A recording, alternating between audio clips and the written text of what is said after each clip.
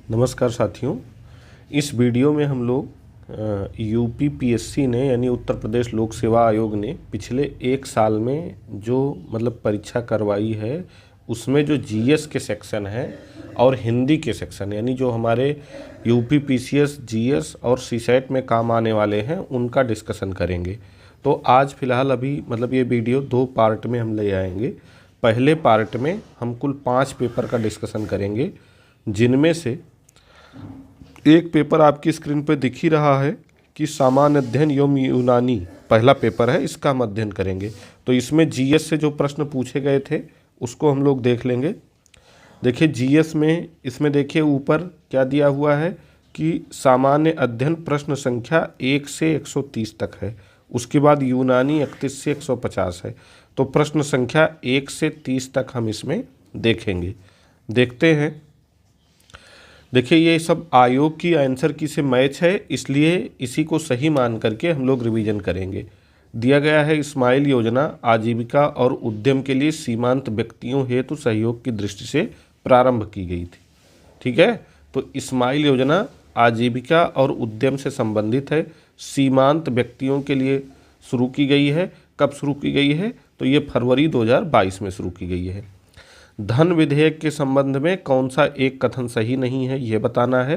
तो इसे केवल राष्ट्रपति की अनुशंसा पर ही प्रस्तुत किया जा सकता है, बिल्कुल सही है। धन विधेयक केंद्र में केवल लोकसभा में ही प्रस्तुत किया जाता है, बिल्कुल सही है। राष्ट्रपति को धन विधेयक को सदन को पुनर्विचार के लिए लौटाने का अधिकार है, यही गलत है। ठीक है, तो हमारा सही उत्तर क्या हो जाएगा? सी हो जाएगा कि राष्ट्रपति धन विधेयक को पुनर्विचार के लिए नहीं लौटा सकता, या तो वह उस पर अपनी सहमति दे सकता है या तो अपने पास उसको रोक सकता है। ठीक है, संसद के द्वितीय सदन को 14 दिन के भीतर अपनी सहमति या असहमति देते हुए भेज देना होता है। अगर द्वितीय सदन यानी राज्यसभा अगर जो है 14 दिन के अंदर वापस नहीं भेजता है तो ये मान लिया जाता है कि वो बिल वहाँ से भी पास हो गया है। ठीक है, यानी इस पर लोकसभा का एकाधिकार होता है।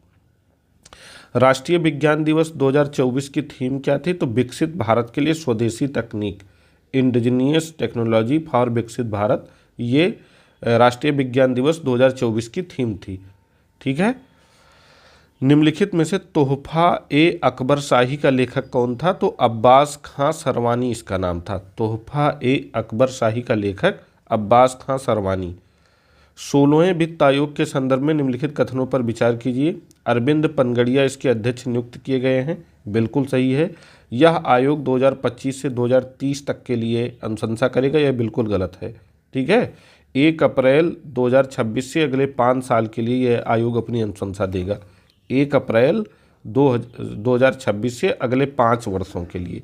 ठीक है, तो ये दूसरा स्टेटमेंट हमारा गलत हो जाता, केवल एक सही हो जाएगा। अगर अपनी रिपोर्ट ये वित्त आयोग जो 16वां है कब सौंपेगा इसकी बात की जाएगी तो 31 अक्टूबर 2025 को ये अपनी रिपोर्ट सौंपेगा।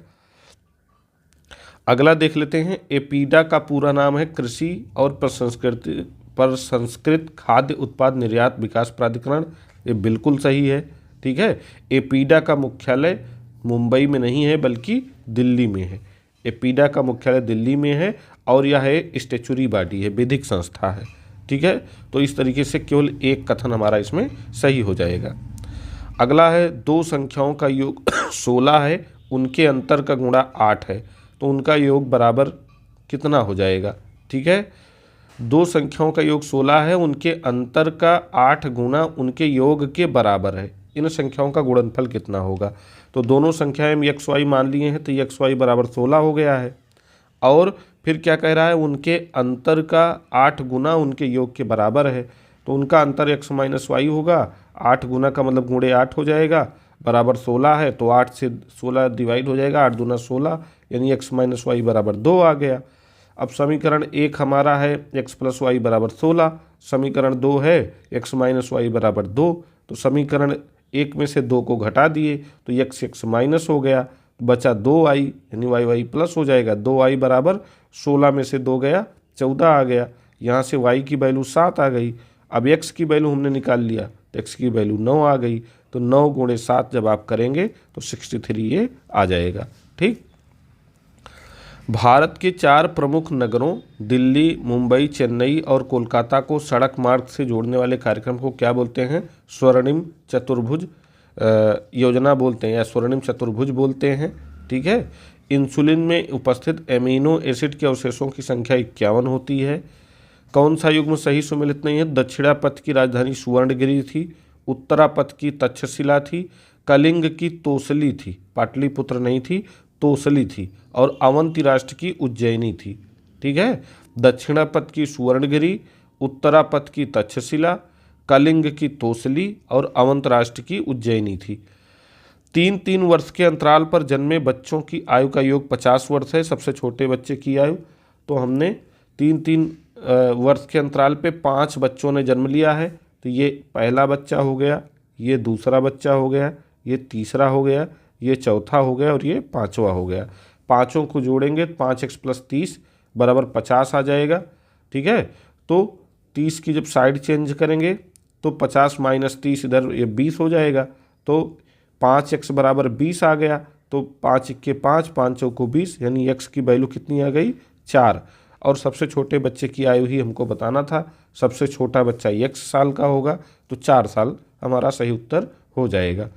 राष्ट्रीय पर्यावरण अभियांत्रिकी अनुसंधान संस्थान ये नागपुर में है, बहुत बार पूछा जा चुका है। ठीक।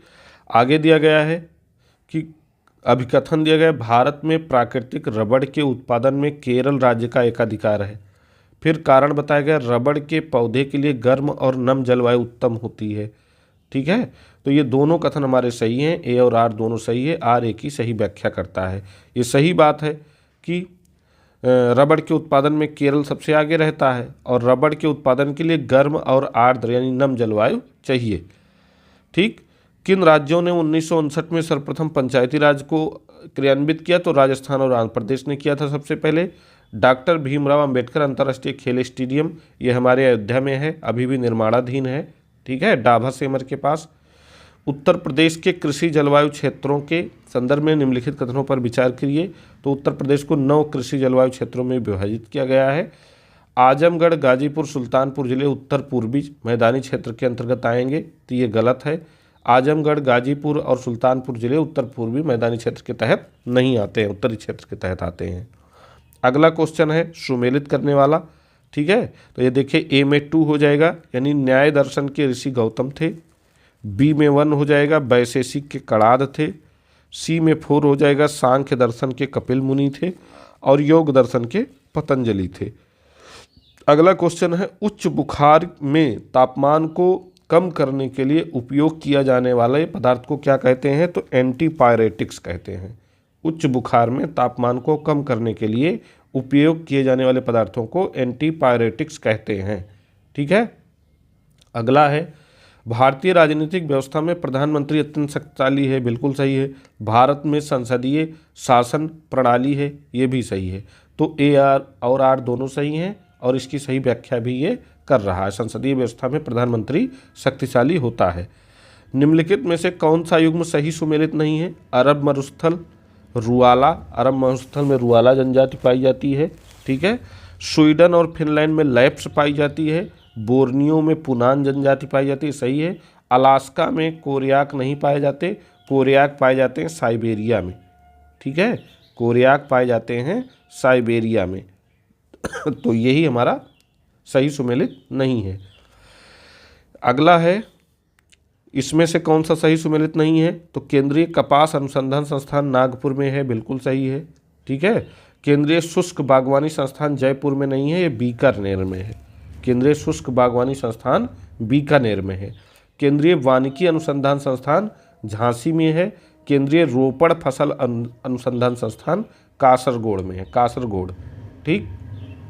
अगला है, निम्नलिखित में से कौन सा एक सही सुमेलित नहीं है? तो कुकी मणिपुर में पाई जाती, सही है। लुसाई जनजाति असम में नहीं पाई जाती, ये त्रिपुरा, मणिपुर और अरुणाचल में पाई जाती। त्रिपुरा, मणिपुर और अरुणाचल में पाई जाती है। ठीक है, अरुणाचल में। तो लुसाई जनजाति असम में नहीं मिलेगी, चकमा त्रिपुरा में मिलती है, बिल्कुल सही है। डाफलास अरुणाचल में मिलते हैं, ये भी बिल्कुल सही है। तो कुकी मणिपुर, लुसाई असम, चकमा त्रिपुरा में नहीं, डफलास अरुणाचल प्रदेश में मिलती है। चिप्स को ऑक्सीकृत होने से रोकने के लिए किस गैस का उपयोग किया जाता है? तो नाइट्रोजन का उपयोग किया जाता है। ठीक है, नाइट्रोजन। अगला है निम्नलिखित में से कौन सा एक सही सुमेलित नहीं है? तो लोक सेवा आयोग अनुच्छेद 315 के तहत है, बिल्कुल सही। सर्वोच्च न्यायालय अनुच्छेद 124 में है, बिल्कुल सही। वित्त आयोग अनुच्छेद 280 में है, ठीक है, 282 में नहीं है। भारत का निर्वाचन आयोग अनुच्छेद 324 में है, ठीक। और ये एक क्वेश्चन मैं सॉल्व करना भूल गया, मैं आपको अगले वीडियो में इसको बता दूंगा, ठीक है। सरिस्का वन्यजीव अभ्यारण्य एवं राष्ट्रीय उद्यान कहाँ स्थित है? तो ये अलवर में स्थित है, ठीक है। सरिस्का अलवर और भरतपुर जिलों में विस्तारित है। सरिस्का की स्थापना कब हुई थी? ये आप हमको जरूर बताइएगा कमेंट करके। कनाडा के फ्रेजर नदी के संदर्भ में निम्नलिखित कथनों पर विचार कीजिए।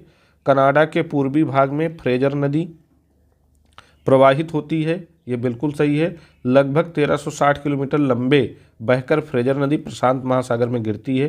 फ्रेजर नदी प्रशांत महासागर में गिरती है, लेकिन 1375 किलोमीटर इसकी लंबाई है, 1360 नहीं है, इसलिए केवल एक सही होगा इसमें।